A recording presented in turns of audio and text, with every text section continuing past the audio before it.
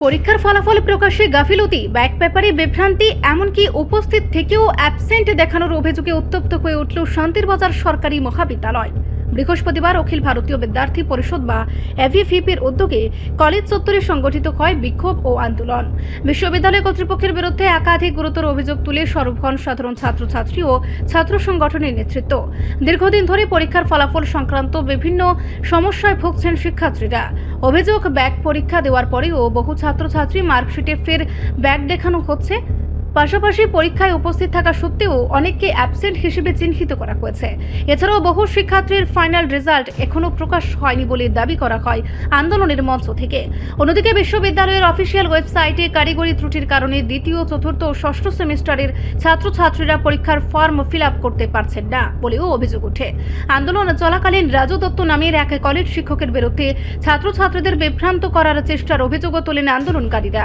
এই ঘটনায় ত্রিপুরা বিশ্ববিদ্যালয়ের উপাচার্য অধ্যাপক শ্যামল দাসের ভূমিকা নিয়েও প্রশ্ন তোলেন এভিভিপি নেতৃত্ব। ছাত্র সংগঠনের পক্ষ থেকে জানানো হয়, শিক্ষার্থীদের ভবিষ্যৎ নিয়ে কোনো ধরনের অব্যবস্থা মেনে নেওয়া হবে না। দ্রুত সমস্যার সমাধানের দাবিতে কলেজ অধ্যক্ষের হাতে একটি স্মারকলিপিও তুলে দেওয়া হয়। পরবর্তীতে প্রশাসন ও কলেজ কর্তৃপক্ষের লিখিত আশ্বাসের ভিত্তিতে আপাতত আন্দোলন স্থগিত রাখা হলেও দ্রুত সমাধান না করে আগামী দিনে আরও বৃহত্তর আন্দোলনের হুঁশিয়ারি দিয়েছে আন্দোলনকারীরা।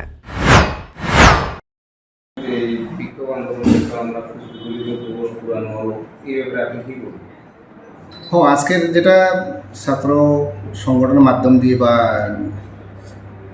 অ্যাজ এ হোল ছাত্র কমিউনিটি যেটা আছে সেটার পক্ষ থেকে তারা যে আজকে যেটা ডেপুটেশন দিয়েছে সেটা যুক্তিপূর্ণ এবং তাদের অধিকারটা তারা যেটা সন্দেহজনক যেগুলা তারা দাবি উঠিয়েছে যে এগুলা তাদের বিভিন্ন অন্যায় হচ্ছে ইউনিভার্সিটির তরফ থেকে হোক বা অথরিটি থেকে হোক, সেটার জন্য তাদের এই আজকে তারা চারটা ইয়ে রেখেছে, দাবি রেখেছে, সেগুলো আমরা গ্রহণ করেছি।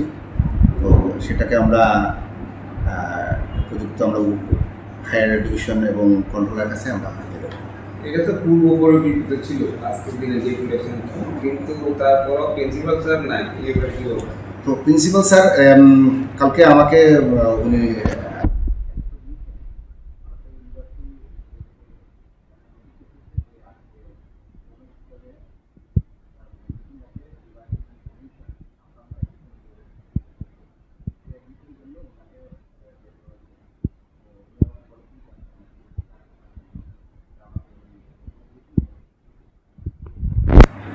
এই যে ডেপুটেশন দিয়ে চারটি দাবি নিয়ে তারা ডেপুটেশন দিল বা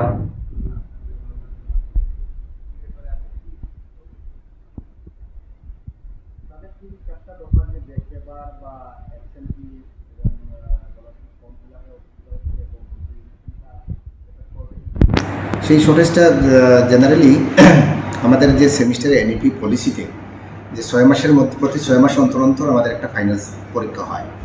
তো এর মধ্য দিয়ে আমাদের বিভিন্ন ধরনের টিচারদেরও সমস্যা আসে এবং ছাত্রদেরও সমস্যা, কারণ তাদের ক্লাস রেগুলারলি বা খুবই কম সময় ক্লাসগুলো থাকে এবং সেই কম সময়ের মধ্যে তাদের কোর্সগুলো ফিল আপ হয় না এবং সাথে সাথে তাদের হোম অ্যাসাইনমেন্ট থাকে, ইন্টারনাল এক্সাম থাকে, প্রজেক্ট থাকে, ভাইবা থাকে, ইন্টার্নশিপ থাকে। তো সেগুলোর জন্য ছাত্ররাও হয়রান থাকে এবং টিচাররাও সেই হয়রানির মধ্যে জড়িত, কারণ যেভাবে স্টুডেন্টের টাইমের ক্রাইসিস, আমাদের সেম ক্রাইসিস, কারণ আমাদের পরীক্ষা শেষ হলে মাসখানিক চলে যায় তোমার ইভ্যালুয়েশনে।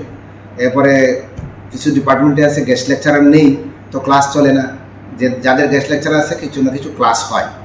তো সেটা একটা আলাদা বিষয়। তবে এই সংকীর্ণ সময়টাকে প্রপারলি এখনো পর্যন্ত ইউনিভার্সিটিতে সঠিক হয়নি, কিন্তু অনেকটা শুদ্ধ রাস্তায় নিয়ে আসা হয়েছে যে একটা ক্যালেন্ডার মাফিক যাতে পরীক্ষা, ক্লাস, অ্যাডমিশন সব কিছু হয়।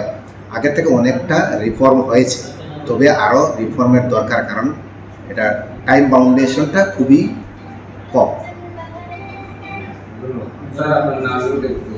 আমার নাম ডক্টর শামসুল আলম চৌধুরী, আমি associate professor, HOD department of philosophy.